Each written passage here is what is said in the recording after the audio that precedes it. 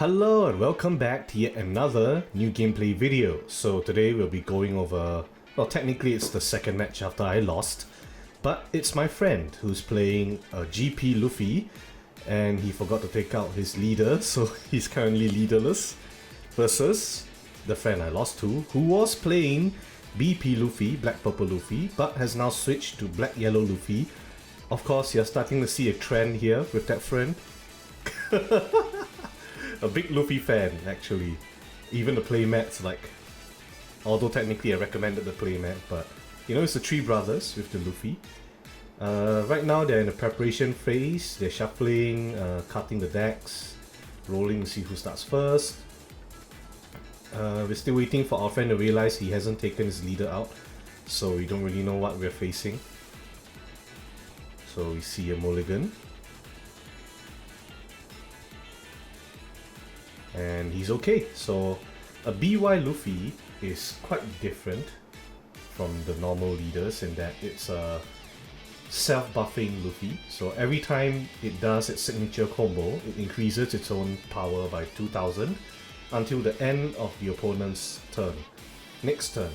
So on your turn, if you pump it up to 9000, if your opponent wants to hit you, he'll have to pump all of his characters to at least 9000 each, so that makes it very hard to kill him. And you can see that friend finally remembered to bring his leader out, so I can finally put up the banner. Quite obviously, this matchup is Luffy against Luffy, and with overwhelming, well, not overwhelming, it's somewhat of an advantage for the BY Luffy because it can pump itself up to quite a high attack power, which makes it very hard for the GP Luffy, green purple, to catch up to that. The reason being, a GP Luffy is quite focused on like the mid game, the early to mid game. It's able to ramp relatively quickly, and also it's able to pump itself up to 6k for that turn. And not to mention, it's able to recycle dons in order to swing again. However, there are not many big bodies in this GP deck, so unfortunately in the late game it's gonna start to struggle. And it's especially hard because the BY Luffy is able to pump itself up, making it very expensive for the GP Luffy to hit. Even their best body is like the SCC Luffy, which is a 7k body that can swing twice at the expense of reducing your max don by 2 and taking 1 life. Well, technically the life taking is optional, you have to take the don though. Anyway, the GP Luffy has just played the Tinko Robin blocker, which on KO, if you minus 1 don, you're able to perform a search of your top 3 cards for a Straw Hat Crew card. And this leader has to have all Straw Hat Crew, because if you have a non-Straw Hat Crew member on the field, you are not able to use your leader ability to refresh 2 Dawn at the expense of reducing your max Dawn by 2. So that's really important, because that essentially gives you the option to play into the combo. You can see my friend took the Sanji Pudding, the 5-cost Sanji Pudding. Very important, because whenever 2 or more Dawn are removed from your field, you're able to bring back 1 Dawn active. So you can see my friend pulls 2 Dawn from the lead, refreshes 2 Dawn for his leader ability, and then brings back 1 more Dawn from the Dawn deck using the Sanji Pudding's ability.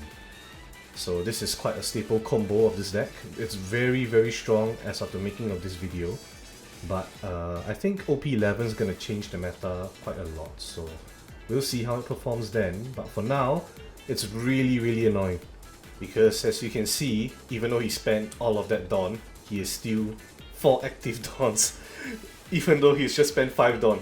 So that's quite crazy. Like, the amount of Dawn utility you have is like nuts. So it's ramped in that sense. You see, he even uses another of his stage, which when played allows you to draw 1 card, so it refreshes itself. And when you rest it, you can give a character on the field 2 extra cost. This is to avoid being removed by black decks, because those decks are centered on cost manipulation and removal.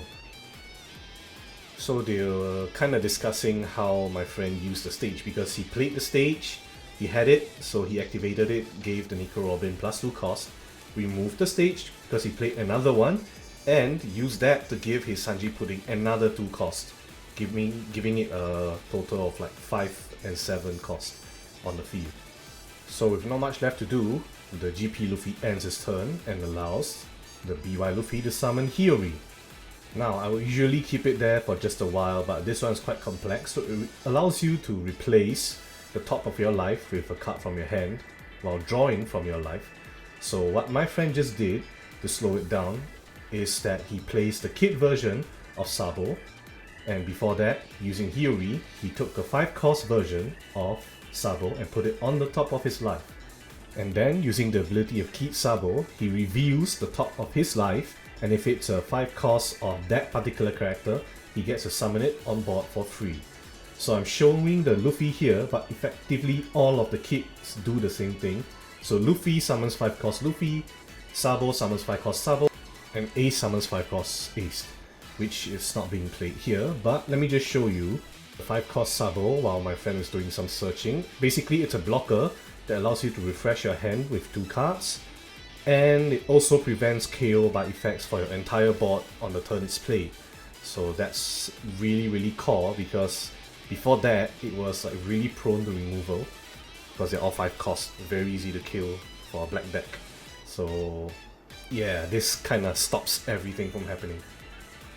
And using the kid, whenever you proc the effect, you give your leader plus 2k power, and that lasts until the end of your opponent's turn. So you can see the dice on the leader, that's a signifier for the leader saying that he is currently at 7k.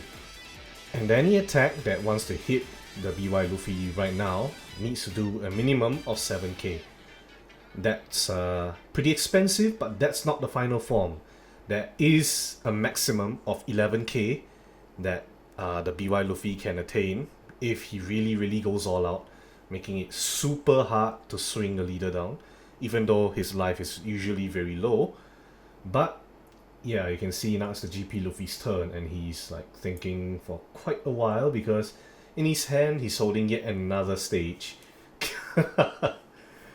And he has the SEC Luffy, but it's not really a good idea to play it now, because you know, the BY Luffy doesn't have to discard much to block you. So it might be more prudent to summon something else. Okay, so he uses the stage, uses 1 Dawn, draws a card, and he draws another stage. Yeah, sometimes, you know, it's just luck. You can't really help it sometimes. But you can see he's about to summon the new 4-cost Zoro, which allows it to attack characters on the field on the turn it's played if there are 2 or more characters on your opponent's field. Another thing is that when you play it onto the field, if your leader is a Straw Hat, you can rest the cost 4 and below character, which unfortunately happens to be Hiyori, which has like 0 attack power. But he plays it just because it allows him to swing at the enemy's life, maybe, because it's a 4-cost 5k attacker, right? Unfortunately, he couldn't rest a Sabo, otherwise he would have done so. Right now you can see there's nothing much else he can do, and he doesn't want to sacrifice his maximum Dawn to swing for nothing, because, you know, it's 7k, right? So he ends his turn, giving the turn to the BY Luffy once again. And generally, it's quite staple what the Luffy's gonna do. You saw him take the Kid Luffy just now, so it's quite likely he's gonna Hiyori. Now you can see he plays the Hiyori again. He's considering whether he wants to take it or not. Decides not to, because it already was a Luffy. So he took the Luffy out, plays it, brings it out to get the 8-hit Luffy. Okay, so this Luffy is kind of special because when you play it, you can instantly activate the active main ability to draw a card and then destroy a cost 4 and below character if your life is 2 and below, which for the BY Luffy almost always is. And you can see he used it to KO the Nico Robin because it's a blocker. And like I mentioned, on KO, you are able to minus 1 of your maximum Dons to search your top 3 cards for a Straw Hat Crew character. card.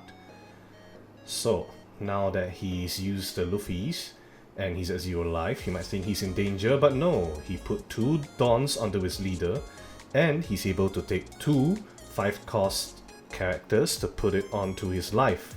However, all face-up lives when taken goes to the bottom of the deck. This is to help balance out this pretty OP leader. Well, it's not OP due to that limitation, but you know, that means you have to really knock all of his life to the bottom of the deck, otherwise he's just gonna keep getting it back. Because he can just keep putting it from the trash. And whenever he does that little combo, you can see he's gonna summon that Luffy or Sabo and he's gonna proc it and he's gonna pump his leader to 7k, or if he takes this one up to 9k, but he stops here and swings for 9k. Now it's 9k because you have to put 2 Dons on your leader to activate the ability, so 7 plus 2 is 9. After swinging, of course, he can't possibly swing with the Sabo, so he ends his turn and gives the turn to the GP Luffy. Now, the things are getting a bit dire, but he does have 2 of the Sanjis wearing the Vinsmoke gear. He also has Luffy Taro, which is quite a staple of the purple deck. Most Luffy purple decks would run Luffy Taro because it's really meant to help purple Luffys if you don't play it. And so of course he plays it, and the Luffy Taro allows the user to summon a cost 5 and below Straw Hat crew character from your hand, and of course it's paired with Zorojuro, which allows him to search the top 4 cards of his deck 5 for a Straw Hat card.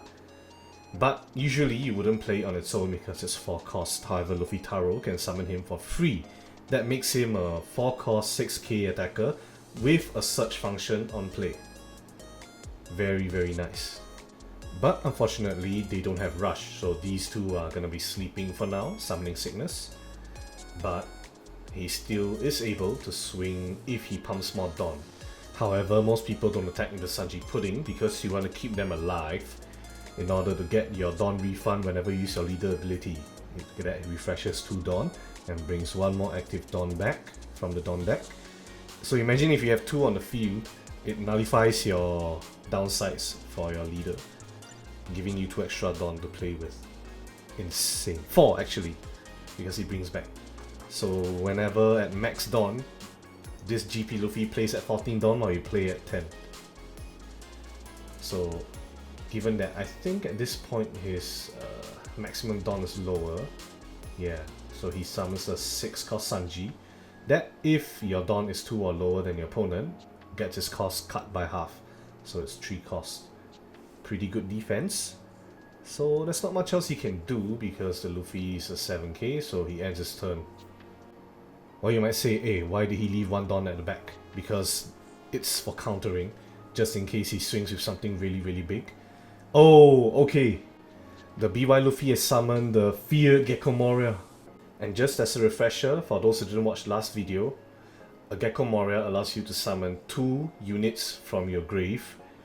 1 cost 4 and 1 cost 2, rest 1 rested, 1 active, the 4 cost being active.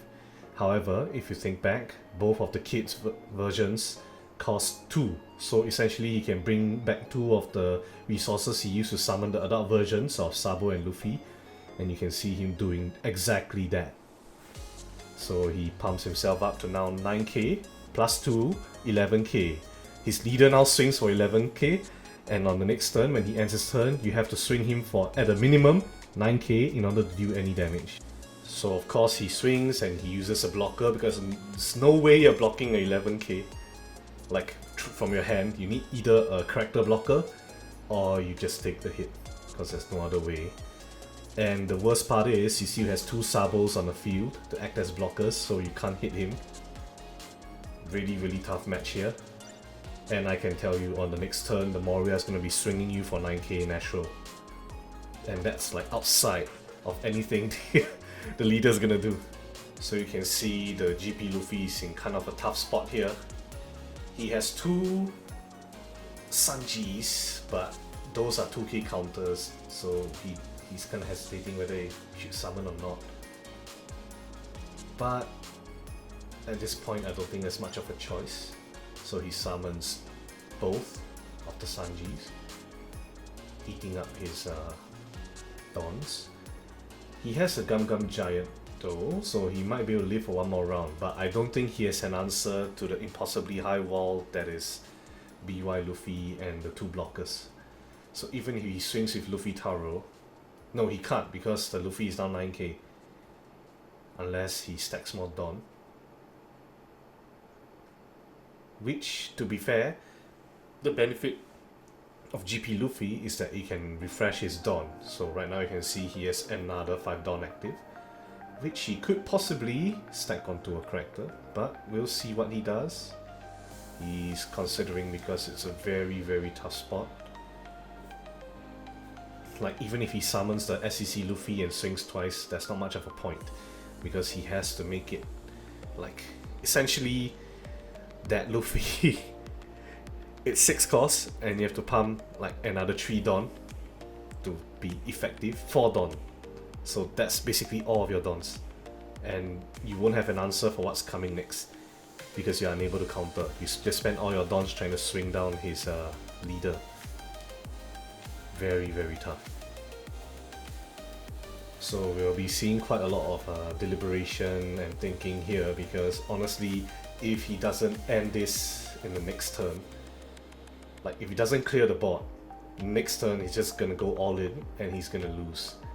So he plays the Demon 9 Flash, giving his leader or character plus 3k during this turn. Then resting his Zojuro, he can rest one of his opponent's characters of cost 5 or less.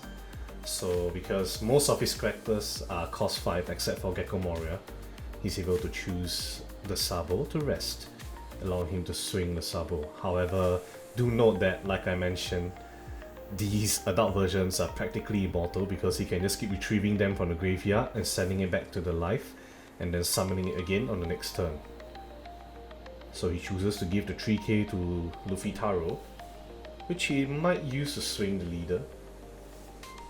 He plays another stage, giving him his final 2 Dons left. What does he draw?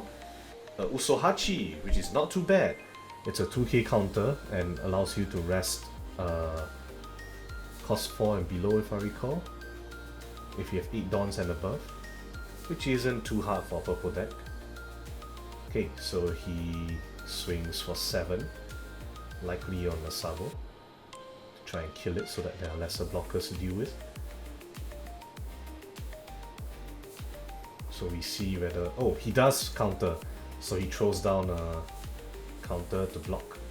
Especially seeing as he only needs like a 2k counter, because the Sabo is naturally already 6k. So swing for 7k just requires a 2k to completely block the attack. So now he swings with the Luffy Taro. Now he's gonna have to think. He blocks with his other Sabo. Now he's left with a choice. Does he swing? And he does. He swings with the Sanji Pudding. That's a level of desperation because you don't want that Sanji Pudding to die. That is like your literal resource generator. And at this point, he's that desperate to try and kill more characters on the board. So now, with that, he ends his turn, and the turn goes back to BY Luffy, who's now back at 5k. But you know that's not gonna stay that way, so he trashes the 8-hit Luffy to draw 1 card, and since there's nothing on the field he can KO, he doesn't.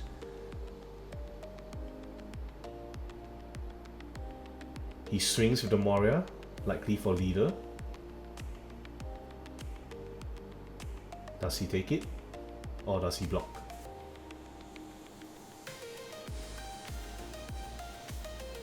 Okay, so he uses Gum Gum Giant.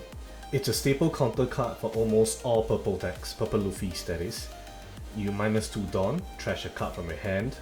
That battle, you get 4k extra power, and you get to draw 2 cards. Basically, it's a complete hand refresh at the expense of 2 of your max energies.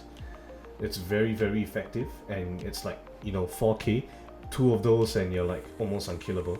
But he lives to see another battle, and oh, another Moria comes down. And like I said just now, he can summon 2 of the kit versions to fill the board and to do his little combo.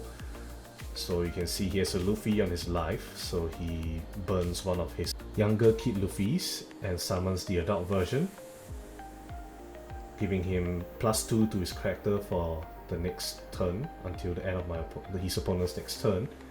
And then he uses the leader ability to bring back 2 cards from his hand or the grave to fill his life. Every time he does this, he has to discard 1, but technically he could discard the card he wants to put into the life, so it doesn't really matter. So at this point, he discards the Moria, brings in the Sabo once again that he painstakingly killed, and he gets to draw 2, trash 2, a hand refresh. So having done this twice, he's now again at 9k and swings for 11. So this is usually a very bad place to be in. So he does the swing, he blocks with a Sanji and ends the turn because his Moria and the rest of the other characters can't attack. So, but you know, next turn there are 2 Morias coming with 9k and potentially a 11k leader hit, and there are 2 Sabos that are stopping you from doing anything. So this is like, I would say, very bad, like it's almost a GG right here. Even if he summons the SCC Luffy, there's nothing else he can do. The SCC Luffy is only 7k. So, let's see. Oh, he summons the other Sanji Pudding, which is a little late, but maybe better late than never. It's not a blocker though. So he uses his leader effect, refreshes 2 Dons, and brings back 2 active Dons from the Don deck, effectively nullifying the effect. And because he has lesser Dons on the field, on play, he gets to draw 1. That was something that he remembered like later. So you can see he still has lots of Dons to play with. However, there are 2 Sabos. And to swing for the Moria, you need to swing for like 9k. In fact, to swing for the leader, you need to swing for 9k.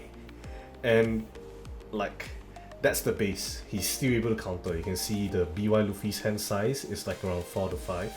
That's quite a healthy amount. In contrast, GP Luffy only has like 1 blocker, 2 characters that he can't really swing with. A Luffy Taro is like his strongest attacker. This is like a really bad situation. At this point, it's quite clear you're about to lose. However, you still have to try to make it some way, somehow. So you can see there's a Nico Robin and Onami in there. They're both blockers. However, as you can see, everything on the field is crucial. Like the Zorojuro is one of the highest attackers, he has 6k.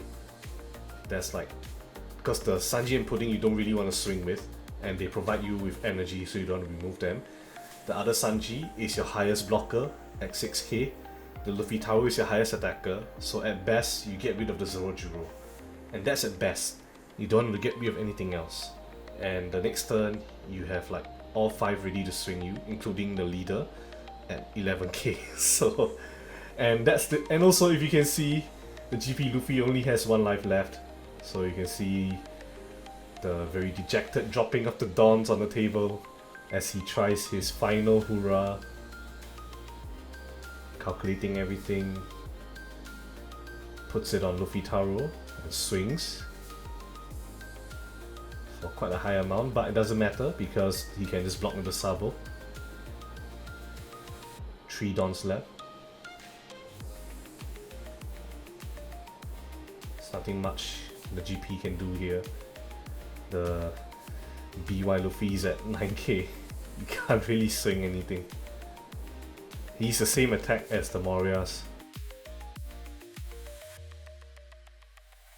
Okay, after some deliberation, he removes the Zorojuro and summons a Nico Robin blocker. Costs 2 Don, and he ends his turn. Although you can see what's coming next. So the BY Luffy draws a card. He has lots of options here. He has 2 Morias. He has a leader, although it's back at 5k, but he can likely do the combo again, at least to pump it to 7. Okay, so he swings with the 8-hit Luffy. It's countered. And then he active main, destroys the blocker, cost 4 and below while he's at 2 life and below. Draws a card. Now he's thinking how he should guarantee the kill because he's 1 Dawn left, likely in preparation for Gum Gum Giant. So whenever you see a purple opponent, Luffy have like 1 Dawn left, just assume he has Gum Gum Giant and he's gonna get like a plus 4k when you attack. So technically he could split his Dawns to test the waters. So you can see he took out 2 Dawns, 2 sets of 2 Dawns, just in case to pump up his leader. So he swings 10k is a Moria, and he swings another 10k with the Moria, blocks with the Sanji, and at this rate honestly it's just a GG. So he uses 2 Dawns, summons the Kid Luffy, 2 Dawns, summons the Kid Sabo, uses the Kid Luffy effect, pump to 7k, puts 2 Dawns onto a leader, takes the 2 Sabos, trashes the Kid Sabo and brings out the Adult Sabo, pumps to 9k for 11k, draw 2, trash 2. So now he has a final 11k swing plus 2, 13k, and there's no way to block even with Gum Gum. So that's the end of the game. Of course the BY wins because it's very hard to beat down a leader that's like 9k. So at least I think the BY Luffy has an advantage over the GP Luffy, and although it was quite a valiant fight, unfortunately there's too many Morias. All of the young Luffy and Sabos came out really quickly. Of course, I mean, you does have consistency because Guard and the event card enables him to search the top 5 cards, which makes it quite hard to break, and especially as long as you mulligan for the Moria, the rest of the kit should come naturally to you as you play the game. So yeah, pretty good.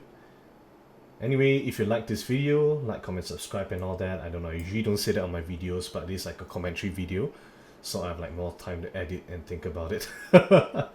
Anyway, if you want more like this, you know, just leave a comment down below or something. We are actively playing every week, so just let me know. Bye.